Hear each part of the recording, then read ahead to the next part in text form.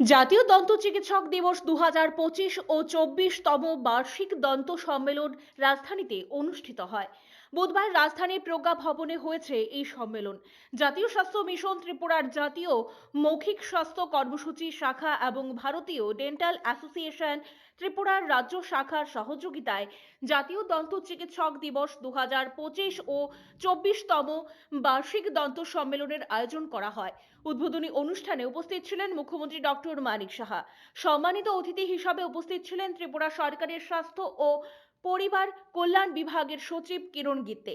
বিশেষ অতিথি হিসাবে উপস্থিত ছিলেন জাতীয় স্বাস্থ্য মিশনের অধিকর্তা সাজু ওয়াহিদ। অন্যান্য অতিথিদের মধ্যে উপস্থিত ছিলেন জিবি হাসপাতালের মেডিকেল সুপার শঙ্কর চক্রবর্তী।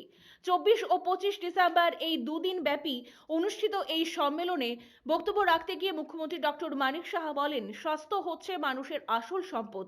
স্বাস্থ্য ভালো না থাকলে মানুষ কাজ করতে পারবে না। মন ও মানসিকতা দুটো মানুষের স্বাস্থ্যের উপর নির্ভর করে।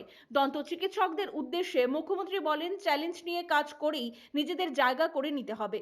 অন্য কেউ এসে কোনো চিকিৎসকের জন্য জায়গা করে দেবে না। পাশাপাশি তিনি বলেন, রাজ্য সরকার মানুষকে ঘরে ঘরে চিকিৎসা পরিষেবা পৌঁছে দিতে কাজ করে চলেছে। এই কাজ সম্পূর্ণভাবে নির্ভর করছে চিকিৎসক, নার্স এবং অন্যান্য স্বাস্থ্য কর্মীদের উপর।